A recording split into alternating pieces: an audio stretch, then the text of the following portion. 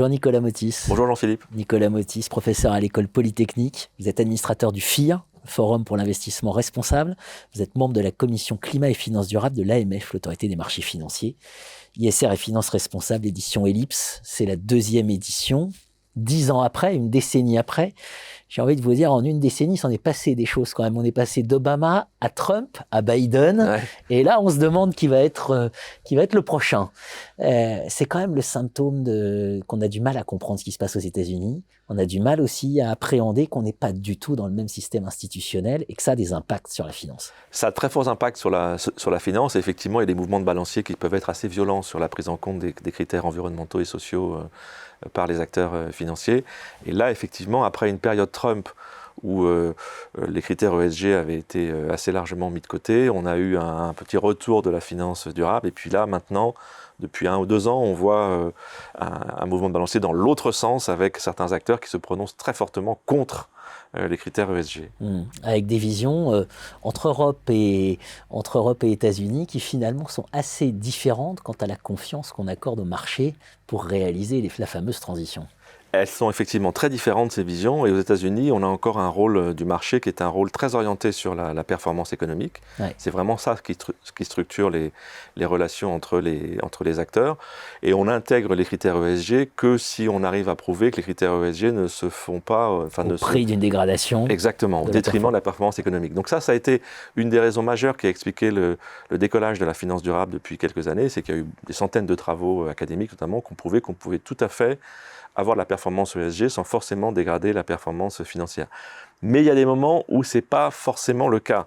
Et on l'a vu par exemple sur le secteur de l'énergie avec les différentes crises récentes, Ukraine et autres, où des fonds dits durables qui avaient en général assez peu d'entreprises présentes dans les énergies fossiles ont relativement sous-performé, notamment parce que ce secteur des énergies fossiles a eu des performances très très fortes pendant un certain temps. Et donc quelques acteurs politiques clés, des États du Sud, en particulier des États-Unis, ou quelques grands acteurs gérants de fonds de retraite, ont dit ESG c'est bon, ça suffit, mais maintenant ce qu'on veut c'est d'abord et avant tout la performance financière.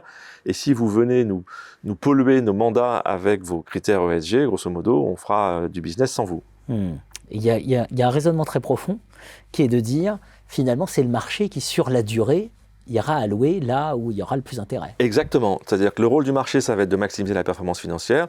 Tant que les entreprises pétrolières, pour des raisons de business classiques, peuvent maximiser le TRI, leur taux de rentabilité, on fait qu'elles le fassent. Et c'est nous, en tant qu'investisseurs, qui déciderons si on veut ou pas investir dans le photovoltaïque, la biomasse, l'hydrogène, etc. Mais ce n'est pas à vous, entreprise du pétrole, de nous dire ce que vous allez faire. Vous, ce qu'on vous demande, c'est de bien faire votre métier dans le pétrole ou le gaz, de maximiser la performance. Et après, nous, acteurs de marché, on fera les arbitrages dans nos portefeuilles pour faire si la réglementation le demande, si les citoyens le demandent, si les États le demandent, pour faire des activités qui répondent à leurs besoins environnementaux, par exemple. Une vision très différente quand même de la vision européenne. Très différente, alors qu'effectivement, en Europe, notamment en France, on aura tendance à parler à une entreprise du secteur de l'énergie, à la fois de sa performance financière et de sa performance environnementale, sociale et de gouvernance, ce qui, dans certains cas, peut la mettre dans des positions assez difficiles à tenir, parce qu'elle doit concilier des agendas très, très différents.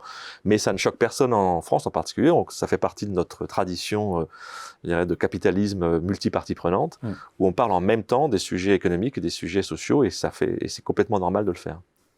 ISR et finance responsable, ouvrage que vous avez coordonné aux éditions Ellipse, toujours, c'est le sujet majeur, la finance responsable, de toute façon, on le sait très bien. Gardez toujours en tête cette variété de perspectives pour comprendre la suite. Exactement. Merci Nicolas Motis. Merci Jean-Philippe.